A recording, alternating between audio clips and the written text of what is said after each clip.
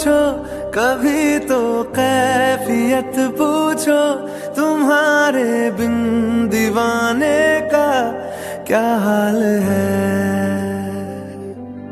This audio is to help coach you to think differently about depression so that you can gain greater control over your depression. It is meant to be listened to repeatedly until you automatically think in this new way about depression. First, it is easier to learn when you are relaxed and focused. So take a few moments to concentrate on your breathing and relaxing your muscles. Especially focus on letting the muscles in your neck and shoulders relax each time you exhale.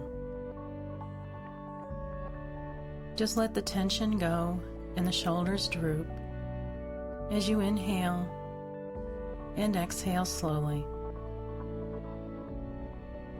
Allow yourself to focus on each breath you take. Notice the air coming into your body as you inhale.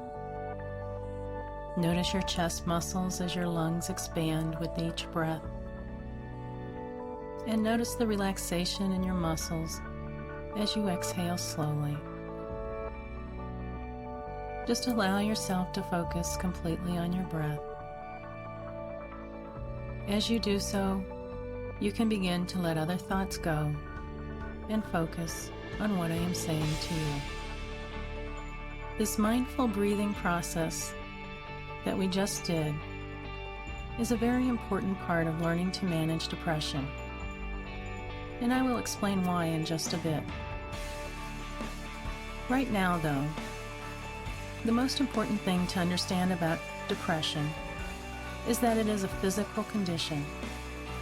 Depression is not an inability to cope with life problems.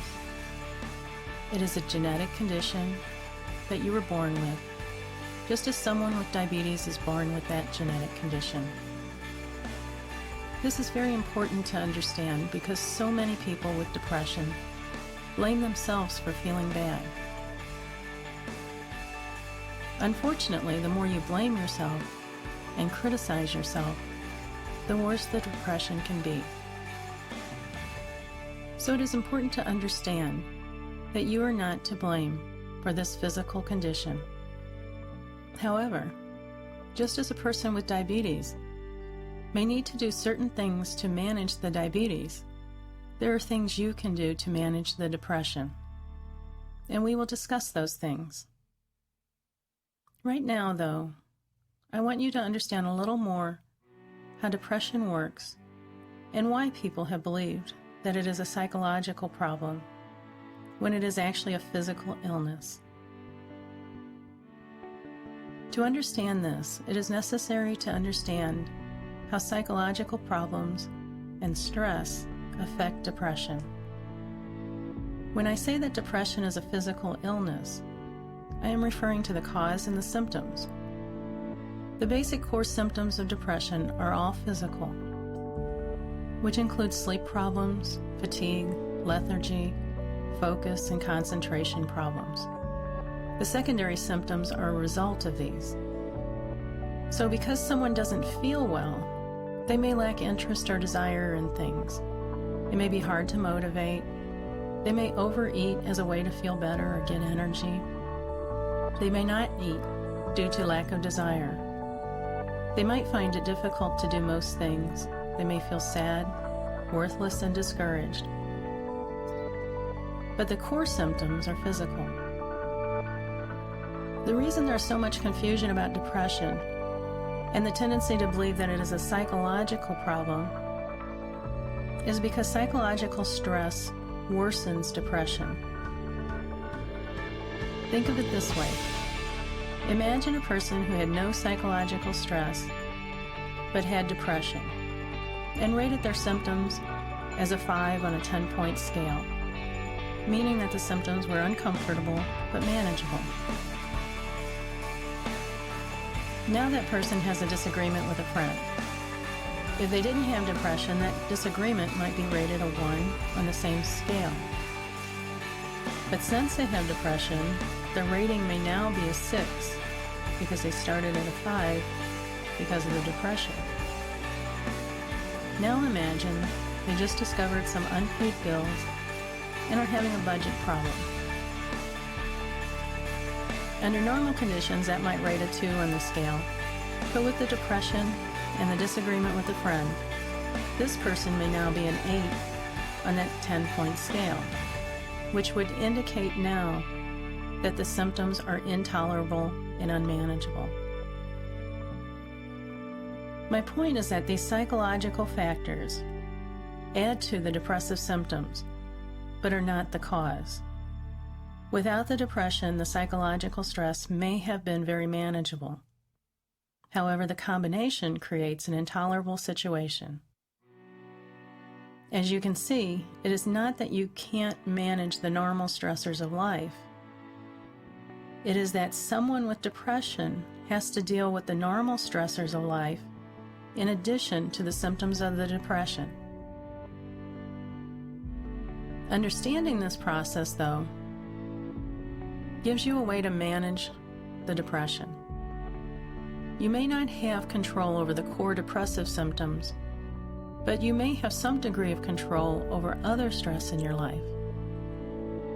The idea is that the more you control the other stress, the more you are able to tolerate the depression because you don't have to deal with the combined effect. The same concepts I'm sharing with you about the depression also work for other physical illnesses, such as heart disease. If the psychological impact can be reduced, many physical illnesses are better controlled. So I want to share with you some methods to help you begin to manage the depression. Let's return back to your breathing for a moment. I'd like you to again focus on your breath. Allow yourself to relax. Relax your neck and your shoulders. And completely focus on your breath as you slowly inhale and exhale. Notice the air as it comes into your body. Notice the change in your chest muscles and your shoulders as you inhale. Notice the air as it leaves your body. Pay particular attention to the relaxation of your muscles as you exhale. Let your shoulders drop and notice those muscles relax. Let your facial muscles relax. Imagine the muscles in your forehead becoming very smooth and relaxed. Let that relaxation continue down into your cheeks and your jaw. Just let all those muscles relax as you continue to focus on each breath you take. Now, as you continue to breathe slowly, we will discuss this mindfulness method that you are using now. Simply speaking, mindfulness is focusing on your immediate experience. Right now, that experience is your breathing and listening to what I am saying. Most often, people are not in a mindful state. When you are caught up in thoughts about worries, or negative thoughts, or demand thoughts, you're not being mindful. Because usually those things are not your immediate experience. For instance, if you have a demand thought of I should be doing something, that demand is not your immediate experience. You can either be doing something or not doing something, which can both be mindful states. But being critical of yourself is not a mindful state. It is a stressor. And as I said earlier, you want to reduce stress so as to make your depression more manageable. Mindfulness is not a stressful state. Even when we are being mindful about a crisis, we are usually less stressed. I have had many anxious clients who have told me, when I have to deal with a real crisis, I am calm. Maybe you have had that experience. The reason a person, even an anxious person, can be calm in a crisis is because they are focused on the immediate moment of resolving the problem, which is being mindful. However, if instead of focusing on resolving the problem, they were catastrophizing or thinking, I can't handle this, then they are more likely to feel the stress of the situation. Mindfulness is not a state you can be in constantly, but it is one you can learn to access more frequently. Throughout the day, just try to bring your attention to your immediate experience. Notice what you see around you. Notice what you hear, smell, taste. For instance, if you're eating something, don't just mindlessly put it into your mouth. Instead, notice the texture, the smell, the flavor. Notice your muscles as you chew and swallow. Notice the experience of each bite you take. Or if you are washing dishes, instead of thinking about other things, notice the sound and the feel of the water. Notice your muscles as you wipe the dishes. Pay attention to the experience. You can practice mindfulness with anything you do. If you're in a conversation with someone, focus on that person instead of what you're going to say or what that person may think of you. Try to understand the other person and your experience of that person as fully as possible. The more you practice mindfulness, the more you are able to get outside of the thoughts in your head. The more you do that, the more you reduce one aspect of your stress, which helps you to manage your depression even more. I also want to mention relaxation here. When you do deep relaxation, such as listening to guided imagery, you actually change the chemicals in your system. Many people are familiar with how exercise releases endorphins, which is a chemical that reduces pain and makes us feel good. However, most people don't realize that relaxation increases a chemical called norepinephrine in your system. And this is a chemical that is low for most people with depression. So deep relaxation is a natural method of changing the chemical process in your system. Another stressor over which we have some control is how we think about things that happen. Certainly, it is normal when people are feeling bad, whether it is due to the flu, chronic pain, or depression, to think more negatively. That is due to the way memories are stored in our brains. Experiences with similar emotions tend to be stored together. And because they are associated, it is easier to recall events or thoughts related to your current state of mind.